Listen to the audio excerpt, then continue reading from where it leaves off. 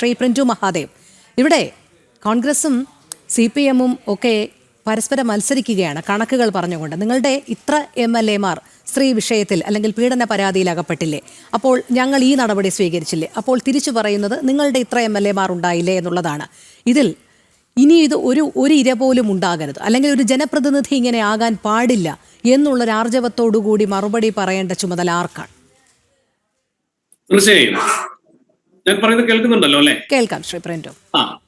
ഒന്നാമത് രണ്ട് മുന്നണികൾ ഈ പരസ്പരം അങ്ങോട്ടും ഇങ്ങോട്ടും പഴി ചാരുമ്പോഴും ഇവിടെ അപമാനിക്കപ്പെടുന്നത് കേരളത്തിന്റെ സമൂഹവും കേരളത്തിന്റെ സ്ത്രീത്വവുമാണ്.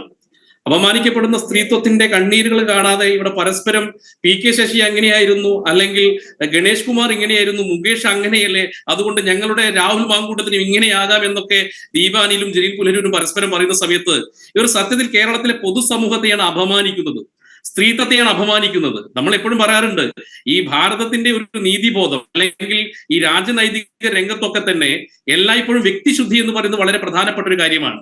കാരണം വ്യക്തിശുദ്ധിയോടൊപ്പം തന്നെ ഈ മാനസിക ആരോഗ്യവും തെരഞ്ഞെടുക്കപ്പെടുന്ന ജനപ്രതിനിധികൾക്ക് അനിവാര്യമാണ്.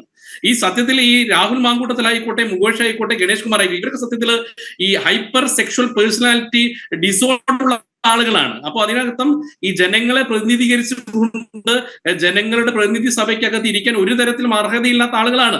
ഇവരൊക്കെ സത്യത്തിൽ വലിയ മാനസിക രോഗത്തിന് ചികിത്സിക്കേണ്ടതിന് പകരം ഇവർക്ക് വേണ്ടിയിട്ട് ന്യായീകരിക്കാൻ വേണ്ടിയിട്ടാണ് പല ഈ വലത് ഇടത് മുന്നണികൾ തയ്യാറായിട്ടുള്ളത്. സത്യത്തിൽ കേരള സമൂഹം ഇവർക്കൊക്കെ സത്യത്തിൽ മാനസിക ആരോഗ്യത്തിനുള്ള ട്രീറ്റ്മെന്റ് നടത്തി ജയിലിൽ അടയ്ക്കുകയാണ് വേണ്ടത്. നമ്മൾ ഗോവിന്ദൻ സ്വാമിയുടെ അതേപോലെ തന്നെ മാനസിക ആരോഗ്യ പ്രശ്നമുള്ള ആളാണ് ഈ പറയുന്ന രാഹുൽ മാങ്കൂട്ടത്തിലും. ഗോവിന്ദസ്വാമിയും രാഹുൽ മാങ്കൂട്ടത്തിലും തമ്മിൽ എന്ത് വ്യത്യാസമാണുള്ളത്? അവർ പരസ്പരം നോക്കുക. ഈ ഗോവിന്ദസ്വാമി അദ്ദേഹത്തിനെ ഇതിൽ ഇവർക്ക് ന്യായീകരിക്കാൻ സാധിക്കും. അത് കാര്യം അദ്ദേഹത്തിന്റെ സ്വാഭാവികമായിട്ട് അദ്ദേഹത്തിന്റെ നടപടിക്രമങ്ങൾ, അദ്ദേഹം വന്ന വഴികൾ, അദ്ദേഹത്തിന്റെ സഞ്ചാര പദങ്ങളിലൊക്കെ തന്നെ അബദ്ധ സഞ്ചാരം നടത്തിക്കൊണ്ടിരിക്കുകയാണ്. അദ്ദേഹം സത്യത്തിൽ കുറച്ചെങ്കിലും ആത്മാർത്ഥത ഉണ്ടെങ്കിൽ, മാനാഭിമാനം ഉണ്ടെങ്കിൽ ഇവിടുത്തെ കോൺഗ്രസ് അദ്ദേഹം ചിലപ്പോൾ രാജിവെക്കാൻ തയ്യാറാകില്ല. ഒരു MLA സ്ഥാനത്ത് കടിച്ചു പോയി നിൽക്കാനായി വ്യക്തിപരമായി അദ്ദേഹം ആഗ്രഹിക്കുക. പക്ഷെ അങ്ങനെയല്ലല്ലോ. രാജ്യത്തിലെ പൊതുസമൂഹത്തിനോട് കമ്മിറ്റ്മെന്റ് ഉള്ള ആളുകളാണ് രാഷ്ട്രീയ പ്രസ്ഥാനങ്ങൾ, അതിലെ നേതാക്കന്മാർ. അതുകൊണ്ടാണല്ലോ ജനാധിപത്യം. ഒരിക്കൽ ലാൽകൃഷ്ണ അദ്വാനി അദ്ദേഹത്തിന്റെ പേര് ഒരു ഡയറിക്കകത്ത് LK എന്നത് കണ്ടതിന്റെ പേര് കേന്ദ്രമന്ത്രി സ്ഥാനം രാജിവെച്ച സാഹചര്യമുണ്ട്. ഇപ്പൊ AK ആന്റണി പോലും അദ്ദേഹത്തിന്റെ എതിരെ ഒരു ആരോപണം ഉണ്ടായപ്പോൾ കേരളത്തിൽ രാജിവെച്ച സാഹചര്യമുണ്ട്.